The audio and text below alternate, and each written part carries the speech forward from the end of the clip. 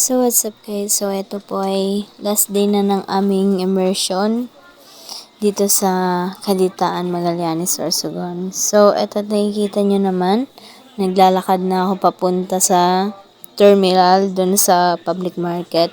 Kaya naman po samahan nyo ako sa araw na ito para panoorin ang mga kaganapan sa immersion namin kasama ang aking mga ka-groupmates.